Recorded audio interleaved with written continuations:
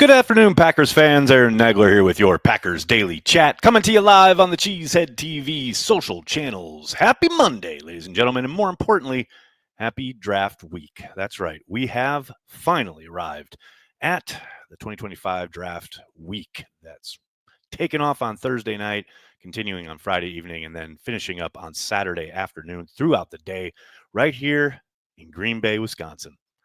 It is somewhat insane around Lambeau Field at the moment. Made my first visit inside the grounds, and let me tell you, there's a lot going on all across the draft campus on the outside, and then inside the building. It is nuts. Had to go inside today for Brian Gutekunst's press conference, where he revealed all sorts of draft secrets. No, he didn't. But it's always good to hear from the general manager prior to the draft, and that's what we did today. Always good to hear from you fine folks. Already lots of folks mixing it up in the comments section. Hello. Hope you're all doing well. Hope you all had a great weekend. I know I did. I had a phenomenal time this weekend. Good to be back in Wisconsin. Always good to be talking with you fine folks across the world, Packers fans worldwide. That's what we're all about. Speaking of what we're all about live streaming on Thursday and Friday night right here on Cheesehead TV. Be sure you join us throughout the first and second and third rounds on Friday night. It's going to be a great time. Lots of fun, lots of guests, lots of surprises, mostly provided by the Green Bay Packers because we all know they rarely do what we expect them to. Of course, Wednesday night, hope to see you guys downtown here in Green Bay at Stage 1, the NFL Draft Meetup for Cheesehead TV, Wednesday, April 23rd from 8 to 11 p.m. We got Carry the G on special, Cheesehead TV giveaways, and some special Packers guests coming throughout the evening. Speaking of Carry the G, if you haven't tasted it yet and you can't make it out on Wednesday night, Wednesday afternoon, we'll be at the Bay Park Mall here in Ashwaubenon at 1 p.m. There will be a few of our friends there. I believe Andy Herman will be in attendance. Matt Ramage, Tom Grossi is rumored to be stopping by. So come on through a Q&A at the mall, and you can do a little bit of Carry the G tasting at the Hy-Vee that's connected to the mall. It's going to be a great time. That's 1 p.m. Make sure you're there extra early so we can chat. And we'll do a mock draft and kind of go through the first round and see what we think, how we think the board is going to fall on Thursday night and who the Packers will have a chance to select. And that's what Brian Gutekunst was talking about, among other things. Obviously, I think the newsy headline coming out of that presser, and there rarely is much real hard news, probably 2 points. The expectation that Quay Walker and Devontae Wyatt will stick around past their final years of their rookie deals. Brian was asked specifically about the potential to utilize a fifth-year option on either guy. He obviously wouldn't commit to that, but he did say he expected them to be kept in the fold by some mechanism or other. Now, what that most likely means is some kind of contract extension, though I don't suspect it'll be a big-time commitment. I think there's a decent chance we see something like what they did with Jordan Love when they made sure to keep him in the fold a couple years ago. Maybe a little bit more extended than that, like a 3-year deal or something. But it's very clear from Brian's words today that Quay Walker and Devontae Wyatt are in the long-term plans for the Packers.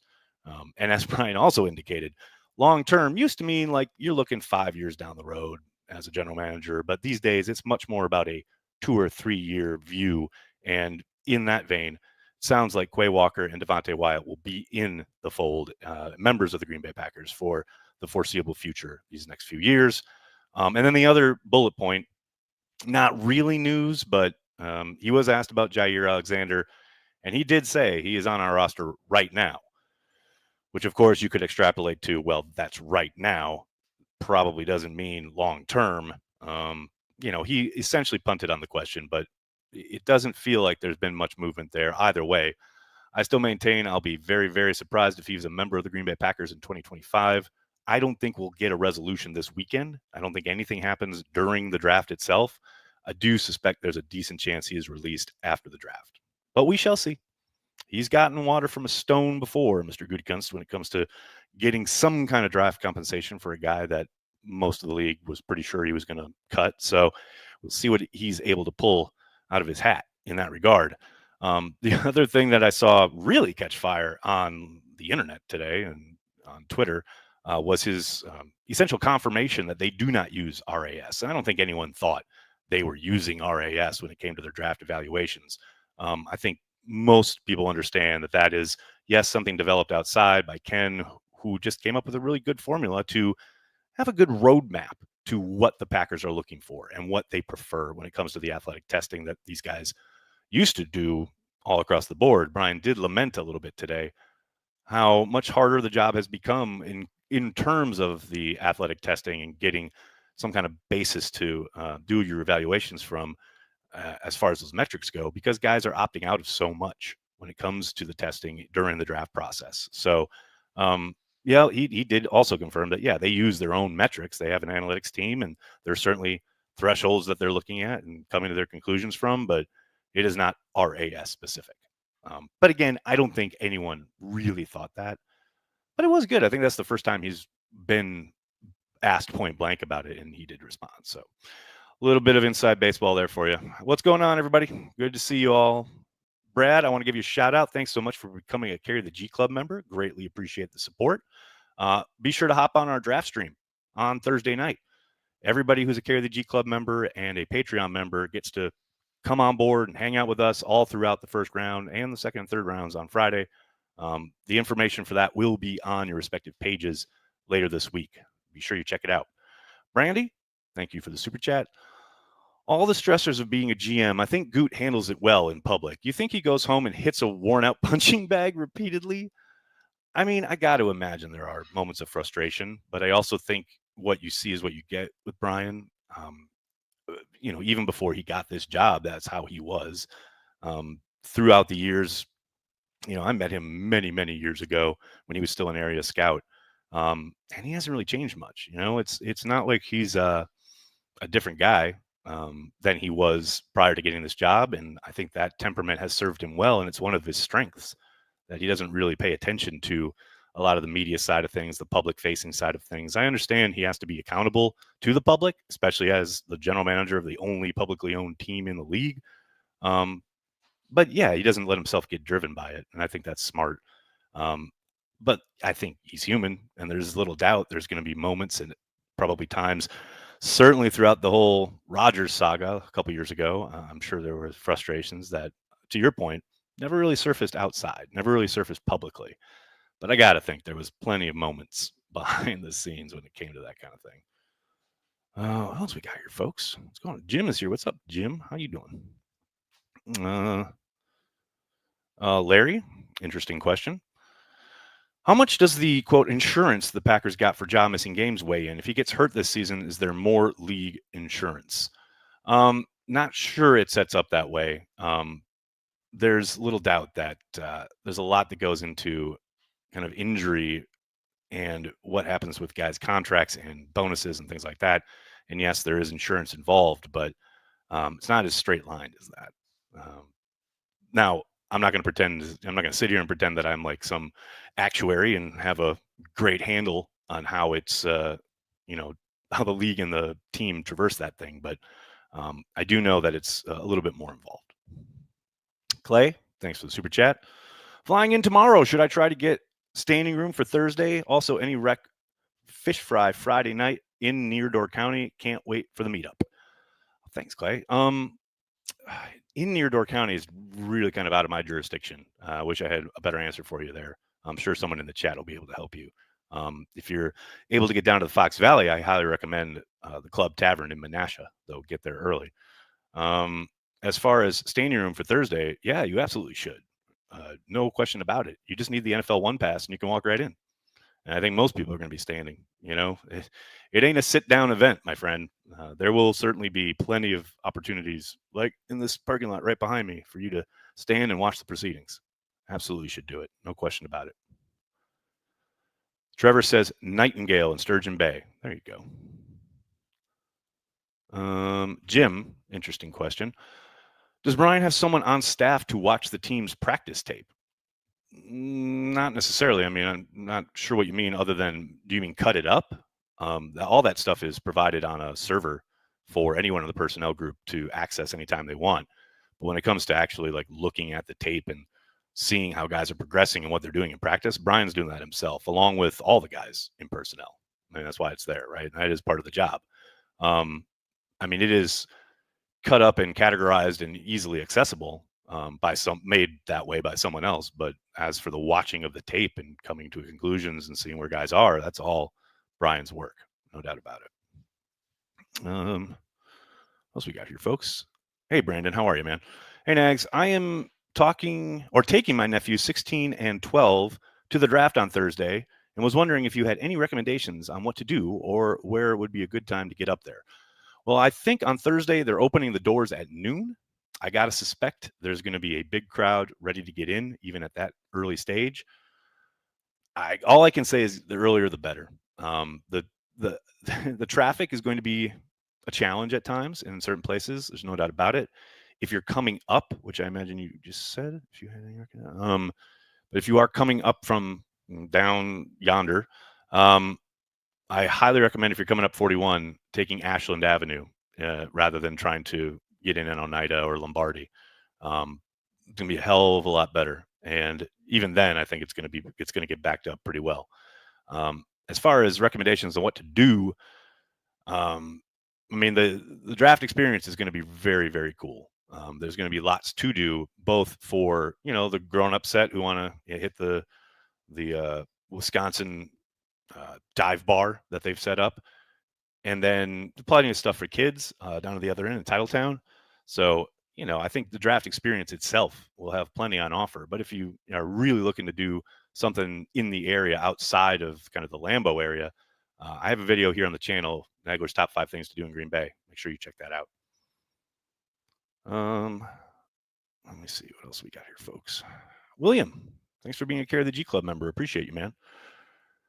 Heard this draft isn't as talented. Do they worry about value at each pick, or is that more media bias? Thanks for all you do. Thank you, William. I mean, I think it's fair to look at it in comparison to other drafts, right? And say, okay, maybe it's not as top heavy, or there aren't as many of a certain type of player available. But I don't buy, and I agree with Emery Hunt on this, who I think he tweeted about this last week, and we talked about it on our Under the Radar video a couple of weeks ago. Every year we hear, oh, well, this class isn't as deep, or this position group doesn't have very much after the first round, et cetera. And in comparison to other years, I can understand that kind of viewpoint, but there is talent in each and every draft. It is just about finding it and about finding a good fit for your program. There is zero doubt in my mind there will be really good players selected all 3 days of this draft. The challenge, of course, is to find it and find a good fit. But I don't buy that, oh, this year you're not going to be able to get anywhere near the talent that you maybe got in years past, especially if you're able to find and make the projections for your program and how guys and everything they do works in conjunction with the scheme and your teammates and things like that. I don't think it's I certainly don't think a GM is sitting there going, oh, well, I could trade down and get more picks, or I could take this guy who's a perfect fit for what we do. But in comparison to years past, I wouldn't have taken this guy. So then he gets shy and doesn't pull the trigger. I just don't think they think like that. Now that said, again, I understand the comparison, and I'm not sitting here saying that there aren't bad draft classes or classes that don't produce as many and as deep talent, etc. I mean, we've certainly seen throughout the year, like 2015 always jumps to mind, where, man, that was a rough outcome when it comes to the league and where guys ended up. But who knows what would have happened if guys end up in different situations and have different kind of experiences. And I always talk about the most important fact of the draft obviously happens after the draft: the fit, where they end up, what is their circumstance, who are they working with, and of course we can't know any of that before the draft. So no, long-winded way of saying I don't really think it applies too much to the process itself. And I do think, they're going to be finding lots of talented players throughout all 3 days this weekend. Braden, thanks for the super chat, man. Bill Huber from Sports Illustrated wrote an article about the Packers drafting the worst in the last decade. What's your take on this? I talked about this a little bit ago. I understand where that's, and he was writing about a couple of different studies that were done. I don't think the weight that those folks have put on where the Packers have been drafting most of the time is really taken into account.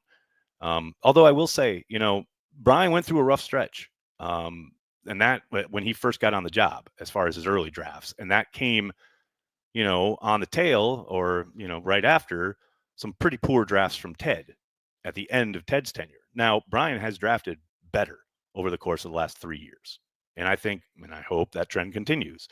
But I don't doubt that kind of window there, the end of Ted and the beginning of Brian, certainly has kind of dragged them down a little bit. It wasn't as, good, certainly, as it was early in Ted's tenure, where I always, I guess I have to remind people they were given awards for the most and best kind of value for their draft classes early on in Ted's tenure. Especially given that they were often drafting in the 20s. So I think they definitely took a dip. There's no doubt about that. But I also don't think you can deny that the classes have been much better the last 3 seasons. So we'll see. We'll see where they're headed. Pack Daddy, that's a tough one. Where to park? Question mark, question mark, question mark, question mark.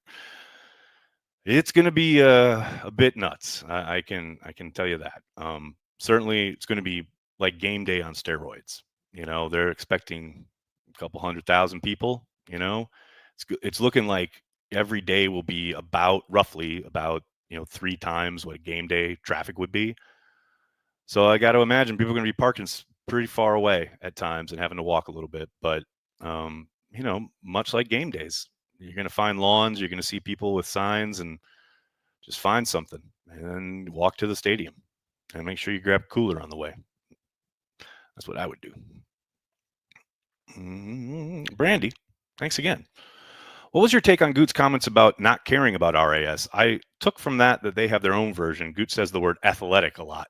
He does say athletic a lot. Yeah, I talked about it a little bit before, but why would he care about RAS? It's nothing to do with his process, right?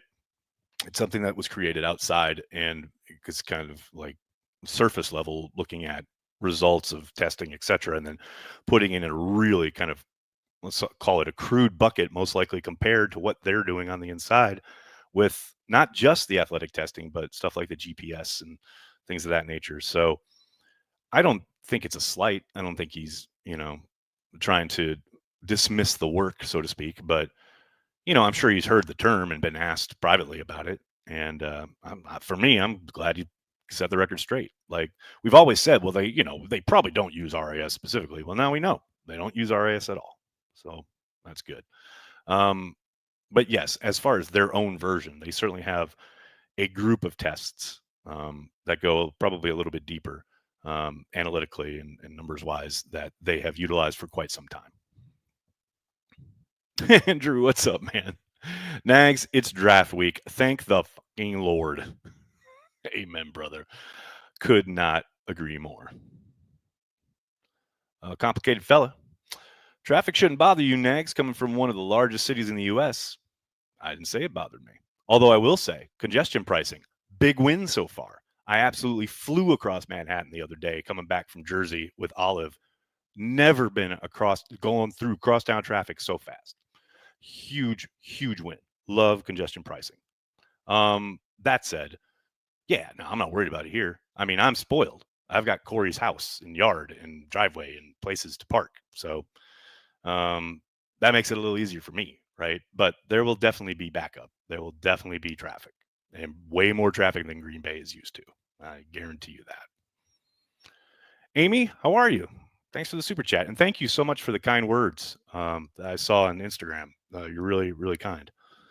My friends is parking cars like he does on game day, $75 right across the street from the stadium, 1746 South Ridge Road. There you go, people. Now you've got an address. $75, man. People gonna make some money this week. Holy cow. And 75 sounds about right. I ain't balking at the price. I'm just saying they only got paid. Oh, the Green Yeti. Is preseason over? Week 1 kickoff this weekend? Asking for a friend. That's the crazy part, right? The fact that we get done with this, and then we got the off-season program, OTAs, mini camp, little summer break, and then training camp and preseason yet to go. Whew. Man, crazy. Whew. Take the wheel. Brad says, I'm just going to walk from the mall or maybe somewhere north of Military. That's a smart way to go about it, I think. It does sound like there's going to be a little bit of rain on Thursday, though it's supposed to clear up for Friday. But it shouldn't be bad. We got a big old storm in Appleton last night. I don't know if they got it up here, but man, I'm talking big thunder, huge rain. It was awesome. And now there's it's a windy day here, but it's supposed to clear up again and then start raining on Thursday and then clear up again for the weekend. So it's going to be a touch and go. Pack your poncho, as it were, and get ready.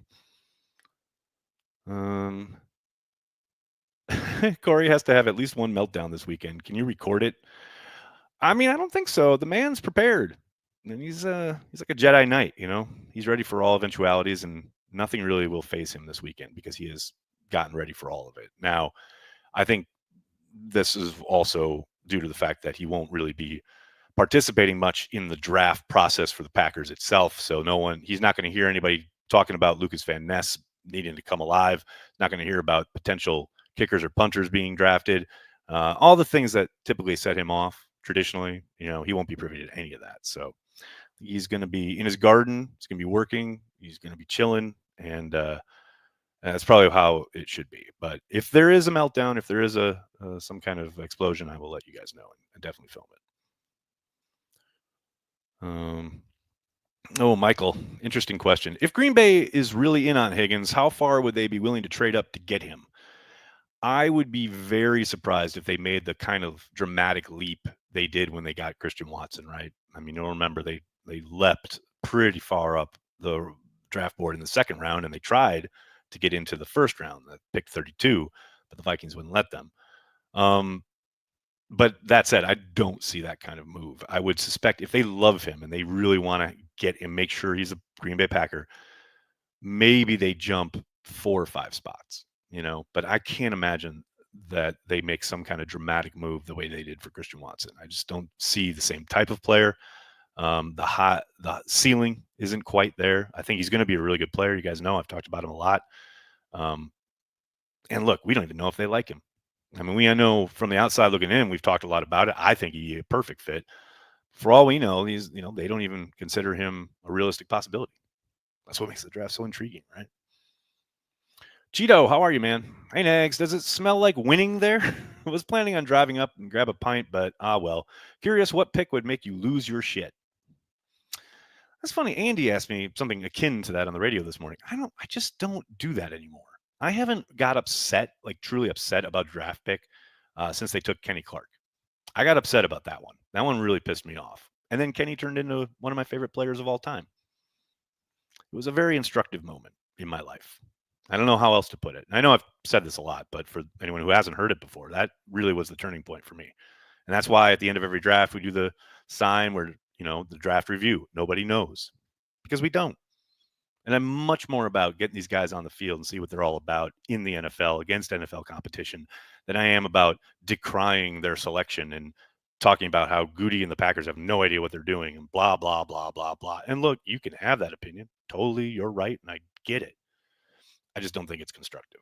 It doesn't add to anything. And the worst part is that then it really cements with some people. And then they spend the entirety of that guy's career talking about where he was drafted. And then if he signs a deal about the deal and he was overpaid and blah, blah, blah. I can't, man. I just can't look at the game through that lens. I get it. That is a big part of it. And people love it and engage with it. Godspeed. It is not for me. Clay, how you doing, man? I'll make Club Tavern work. I grew up in Neenah. There you go, Clay. So you probably know Club Tavern. If you haven't been, you absolutely should go. Mimsy. Conups couldn't sponsor a day 3 stream. I think it's best if we leave Conups and day 3 exactly where it lies at the moment, which is in our memories forever. I think it's great. Those were some epic times, no question about it. But yeah, day 3 probably not going to be happening anymore. I'll be doing lots of videos about the day 3 kind of picks and reactions and kind of uploads from whatever happens on day 3 for the Packers, but we will not be having a live stream this year. What is that for? No thanks. I choose life.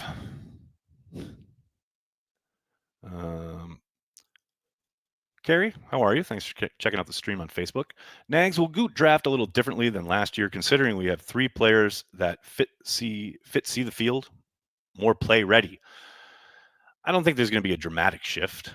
I think, we've talked a lot about this throughout the channel. If you look at the conversation I had with Justice about traits versus production, they're always going to be looking at traits, and they're always going to be looking at upside. They're always going to be thinking long term. And he even was asked point blank today, do you need your first rounders or your premium guys, premium picks to play right away? And point blank didn't hesitate. He said no.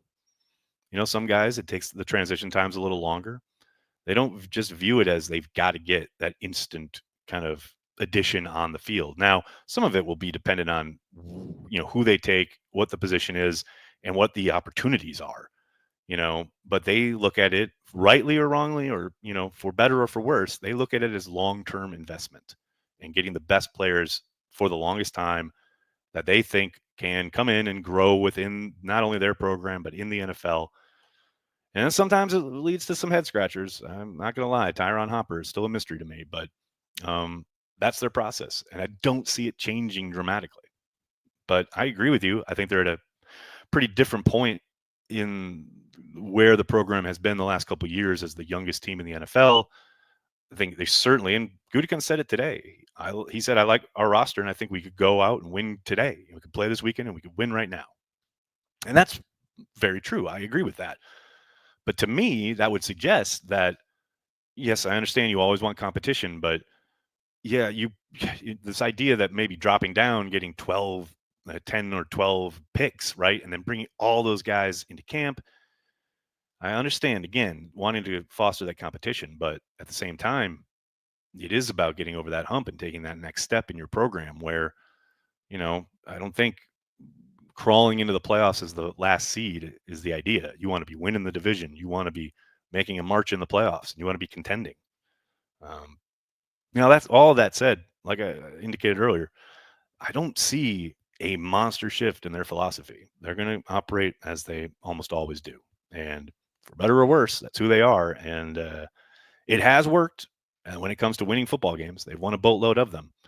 But I don't know about getting over that proverbial hump. We shall see what they do as far as not just who they select, but the guys and positions they maybe don't pay attention to and expect lots of internal development. Because to me, that's the key. We talked about this a couple weeks ago. Way more than any guy or any draft class that comes through this year, way more important for this season in particular is how the guys from the last couple of draft classes, how they develop here in 2025. That is the biggest component. Ed, how are you, man? What would surprise you the most / the least with the draft? The most would be taking a wide receiver in the first round. I know there have been a lot of rumblings like this could be the year. I'd still be absolutely shocked. What would be the least? Surprise me the least. Taking an offensive tackle in round 1. Taking any offensive lineman in round 1. Hell, some guy, a kid who I haven't heard a lot when it comes to connecting him to Green Bay, but who could totally be in play at 23 is Gray Zabel, who could play pretty much any of the 3 interior positions along the offensive line. I've seen very little buzz about him potentially being the pick at 23. I know people would say they just paid Banks, they just moved Jenkins to center. Why? But again, it's about that long-term investment. If they think he is the best investment at 23, it would not surprise me. That's something that wouldn't surprise me. That probably would surprise a lot of people. All right, everybody, I'm going to have to get going. Cannot thank you enough for hanging out, talking Packers each and every day, Monday through Friday, right here on the Cheesehead TV social channels. Please do me a monster favor and hit like on the video. Subscribe to the channel, and then tell your friends and tell your family. Cheesehead TV, we are devoted to Green Bay Packers fans worldwide. Thanks a lot, everybody. Have a great night. Go Pack Go.